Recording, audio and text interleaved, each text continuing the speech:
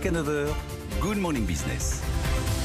Il est 7h24 et tant qu'il y a de la vie, il y a de l'espoir. Surtout avec Wilfried Galland, directeur stratégique chez Montpensier Finance, qui nous a rejoint et qui nous a un peu rassuré pendant la pub parce qu'on sortait d'un débat Jean-Marc Daniel Nicolas Dos qui nous a mis KO. Mais Wilfried, vous nous disiez, je vous demandais qu'est-ce que vous dites à vos clients par exemple. En fait, chez Montpensier, on a une vue qui est assez claire.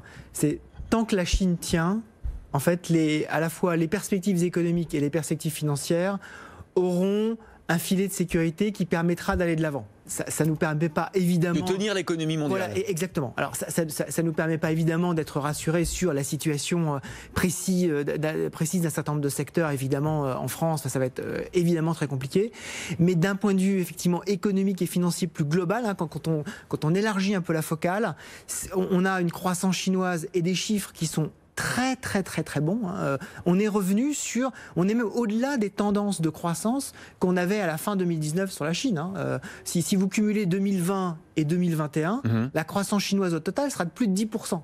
C'est le seul pays au monde où on va avoir une croissance pareille. Les autres, on va en parler, on est en train d'essayer d'enjamber cette fameuse crise sanitaire, mais tout le monde essaye d'avoir 2020-2021 2 années blanches. Vous êtes toujours sur le scénario, c'est un choc exogène. Ouais. Quand ce sera terminé, on reviendra à la normale. En fait, le vrai sujet, c'est au fur et à mesure qu'on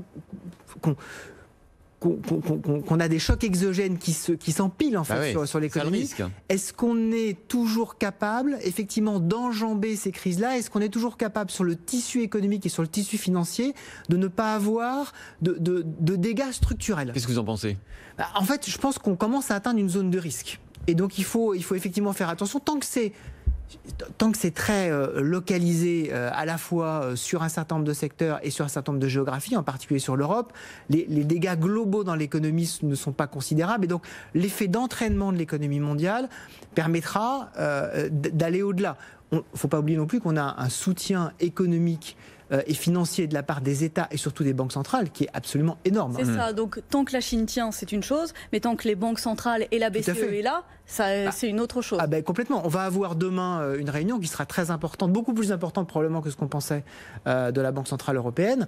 C'est effectivement l'alliance, cette espèce d'alliance entre les banques centrales et les États qui marche pour la première fois main dans la main, qui nous ont permis de nous dire, lors du choc de mars, on ne va pas avoir cette fameuse crise financière qui va se rajouter à la crise économique, qui va faire par une espèce d'enchaînement de faillites, de cascade de problèmes financiers, qui va nous emmener vers une véritable dépression. On a réussi à calmer tout ça. Il va falloir continuer ça, évidemment. Pour autant, est-ce qu'il n'y a pas un risque aussi de basculement encore plus fort de l'économie mondiale vers l'Asie? On l'a vu avec Benahouda, on a vu la Ant Group, plus grosse cotation de l'histoire. Le basculement de la planète financière vers les places asiatiques, de l'économie mondiale vers la Chine. Est-ce qu'on peut encore croire en l'Europe et aux États-Unis ? En fait, ce qu'on constate, c'est que je pense qu'on va avoir de plus en plus une véritable fragmentation de l'économie mondiale, avec la difficulté de plus en plus grande de raisonner sur des grandes masses et sur des moyennes. Ça va être de plus en plus difficile. Et effectivement, on a une zone Asie qui est toujours en croissance et qui prend de plus en plus de place.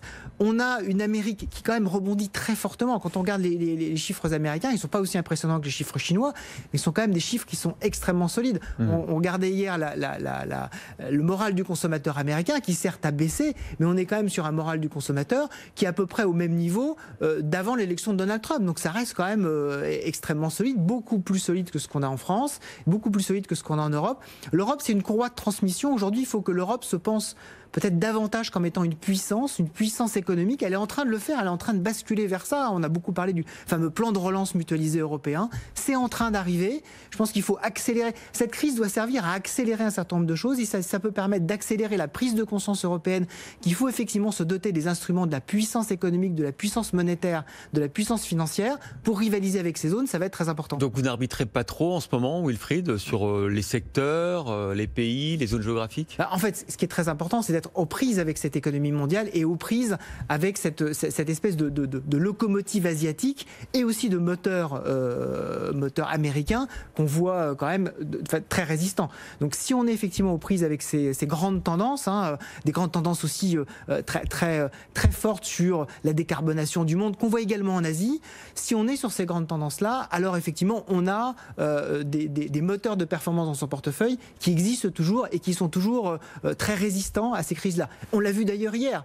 Hier, le Nasdaq a résisté parce qu'effectivement, on a cette grande tendance à la numérisation et à la digitalisation. Donc, il faut être porté par ces grandes tendances, essayer d'être un petit peu malin effectivement sur des choix, et c'est le rôle de nos gérants, sur des choix effectivement d'entreprises qui arrivent à créer de la valeur à s'adapter malgré tout dans cet environnement. Mais pour autant, pas trop faire le malin, aller quand même dans le sens des grandes tendances du marché. Et voilà, exactement. Je pense que c'est pas le moment de jouer au héros.